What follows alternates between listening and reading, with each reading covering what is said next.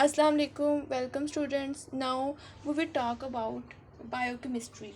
And the biochemistry's most important topic is carbohydrates. Basically biochemistry जो है वो है एक branch of chemistry या biology हम कह सकते हैं.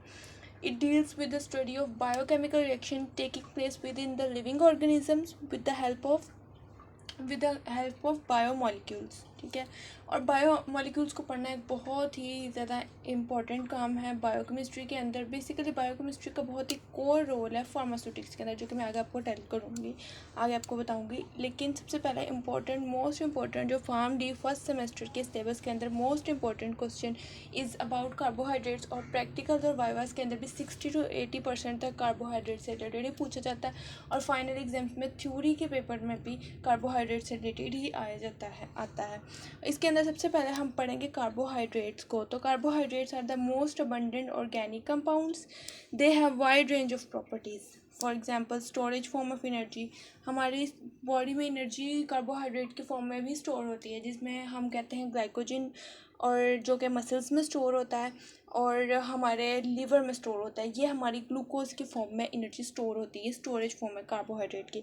सेल मेम्ब्रेन कंपोनेंट्स भी है जिस तरह के कार्बोहाइड्रेट्स के, जैसे ग्लाइकोलिपिड्स होते हैं, ग्लाइकोप्रोटीन्स होती हैं. ये जो है ये कार्बोहाइड्रेट्स की जो है सेल मेम्ब्रेन के कंपोनेंट्स है. ये ऊपर लगे होते हैं. ये सेल सरफेस मार्कर्स के तौर पे भी काम करते हैं. जिस तरह आरबीसीज के अंदर ब्लड ग्रुप की डिटेक्शन में भी इसका बहुत इंपॉर्टेंट रोल है. इसका जो जनरल फॉर्मूला है वो है CH2ON, और N जो है वो ग्रेटर और इक्वल टू 3 होना चाहिए एटलीस्ट हमारे पास. यानी कि जो हमारे पास कार्बोहाइड्रेट्स हैं उनके जो कार्बन का नंबर है या एन के अमाउंट है, यानी कार्बन नंबर हम इसे कार्बन नंबर ही बोलेंगे, जो कि 3 कार्बन्स या तो कम से कम 3 कार्बन का एक कार्बोहाइड्रेट होता है या फिर उससे ज़्यादा का होता है, इससे कम का नहीं होता.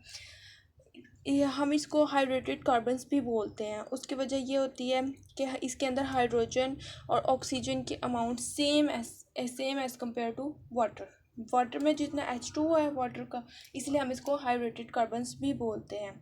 ये एक्सोस्केलेटन के तौर पे बहुत सारे ऑर्गेनिजम्स में काम करता है. सेलुलोज जो है वो प्लांट्स के अंदर पाया जाता है. ये भी एक तरह का कार्बोहाइड्रेट है. स्टार्च कार्बोहाइड्रेट है. हमारे पास ग्लाइकोजन कार्बोहाइड्रेट है. और इसके अलावा हमारे पास जो है कार्बोहाइड्रेट्स, उसके अंदर हमारे पास आता है वो ग्लूकोज. हमारा मोस्ट इंपॉर्टेंट जो मेन एनर्जी सोर्स है वो हमारा ग्लूकोज है, कार्बोहाइड्रेट. और कार्बोहाइड्रेट की हम अगर क्लासिफिकेशन की बात करें तो वो है 2 बेसिस पे है. एक तो है नंबर ऑफ कार्बन एटम्स की बेस पे, और या तो है कार्बोनाइल ग्रुप की.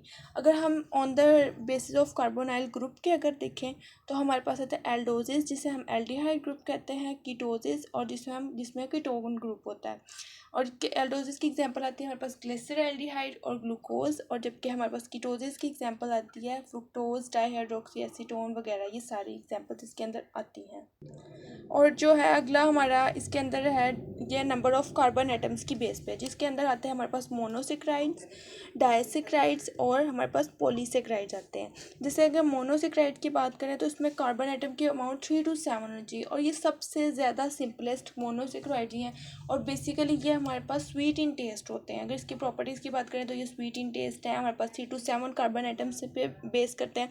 और इसके अलावा ये जो है लेकिन ये हाइड्रोलाइज बिल्कुल नहीं होता, क्योंकि ये सिंपलेस्ट शुगर्स हैं. जिसके अंदर हमारे पास आ जाता है हमारा ग्लूकोज आ जाता है, इसमें ट्राइओजेस आ जाते हैं, टेट्रोजेस आ जाते हैं, पेंटोजेस, हेक्सोजेस, हेप्टोजेस, ये सारे आ जाते हैं. ट्राइओजेस में हमारे पास ग्लिसरल्डिहाइड है, टेट्रोजेस में एरिथ्रोज है, पेंटोजेस में राइबोज है, हेक्सोजेस में ग्लूकोज है, और हेप्टोजेस में C2H2 या C2H2 है. अगर हम ओलिगोसेक्राइड्स की बात करें तो ये 3 to 10 कार्बन यूनिट्स इसके अंदर प्रेजेंट होते हैं. और ओलिगोसेक्राइड्स जो हैं वो हमारे 3 to 10 कार्बन यूनिट्स इसमें प्रेजेंट होते हैं.